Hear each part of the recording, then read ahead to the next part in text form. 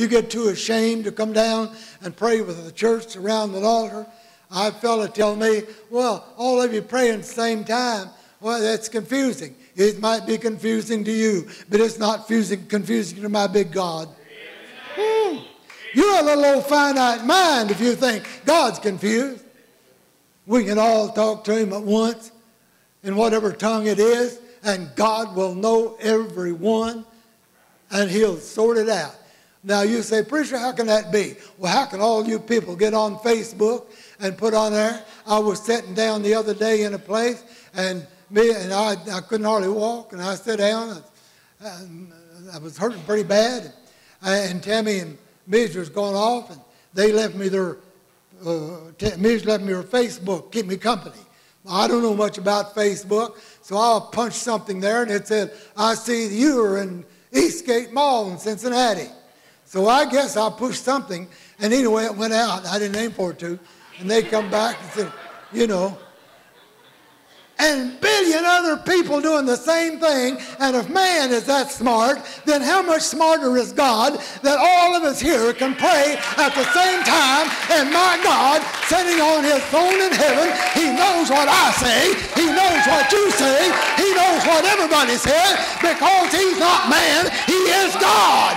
Hallelujah. Can people understand that? He's not man. Get off of that carnal level and get on the spiritual level where he is God.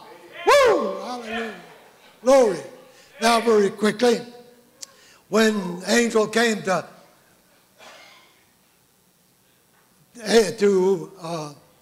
Abraham's wife and said unto her, you're going to have a child. She sniggered and laughed. God said, did you laugh? She said, nay, I didn't laugh, but she did laugh. All right, he said, you'll name the name of the child Isaac. Do you know that Isaac means laugh? Now that's how God does things. He said, you did laugh. The word Isaac means laugh. And so therefore, Isaac was named Isaac, and she laughed. But you know what? God was in charge all along. God was in charge. Abraham was older than I am. Sarah's older than I am. And God said, come and said, you're going to have a child. Well, no wonder she laughed. If anybody else said it, I would laugh. But if God ever come and told me that, I would faint.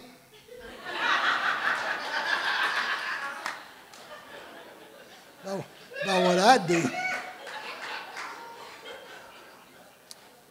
But God was there. And so, when this child was born, oh gracious, it was happiness dwelling in that household. But when that child got 12 years old, and God came to Abraham and said, I want to take you take this child. You think I'm speaking in tongues here in a minute. And when I said, I want you to take this child out on the mountain, and I want you to sacrifice him. Abraham just took the child, took the wood to do it with, and everything else. Because I believe Abraham had come to the point that he knew that if he did sacrifice that child, God would raise him back up. But he told Isaac, he said, God will provide a sacrifice. Now the name of that place where he was sacrificed was Jehovah Jireh. And you know what Jehovah Jireh means? It means provide. And when they started to bring the knife down and God stopped him and don't touch that child, or whatever it was they might have said to him, Abraham, it's all right. Looked around and saw the sacrifice hung up in the bushes. Then Jehovah Jireh, God had provided. Listen, folks, when the devil gets you down till you don't know your life left from your right, you don't know which way to go, forward or backward. I mean, you're just in a tizzy because the devil has took all of hell he can handle and throwed it right at you at one time. One child is sick and the other, you don't know where they're at, and I don't know what all, and you're not feeling good yourself. And all these things cave in on you. Just remember to go to Jehovah Jireh. The God will provide. Amen. God will provide. And remember another thing. Never get in that carnal mind. Oh, pity me. Oh, woe is me. look up to God and say, Lord, if this is the last day I've got on earth, I thank God I'm living it for you. Amen. Doctor comes in and says, well, nothing else we can do. It'll be about 3 days. I've gone through that time and time again with people and with families. And it's a hard and it's a sad time. But oh, thank God, most of them, and I've been in that situation, my wife and I, they were ready to meet the Lord. And even though it was hard on the nature side, on the inside, thank God they're going home where they'll never hurt again. Praise the Lord. Isn't he God? Isn't he God or not? He is God. We're little people, but he is God. We're climbing a mountain as he get us on. But thank God, he's got a hold of our hand. He's got a hold of our hand. And he's going to take us to the top. Because you know why? Because he that's in us is greater than he that is in the world. The greatest people in the world have died. Y'all get a song? Anybody moving? Yeah, there we go. I thought my voice had lost my voice. But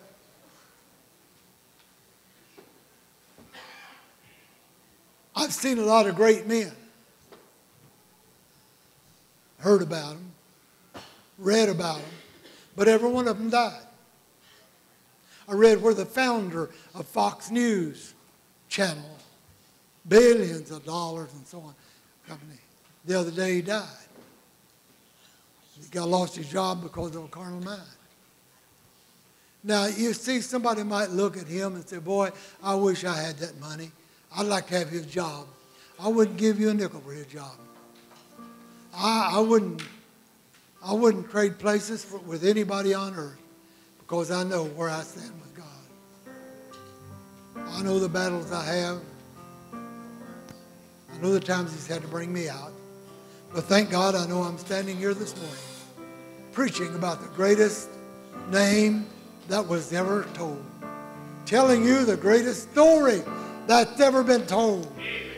And that is a fact that he that's in us is greater than he that's in the world. He's greater than Adolf Hitler. He's greater than Donald Trump. He's greater than Hillary Clinton. He's greater than the king of Egypt. Thank God this morning, he's our King, he's our God, he's our Lord of Lords, and his name is Jesus Christ Almighty. Woo! Hallelujah. You got a need today. Would you come? Praise his name.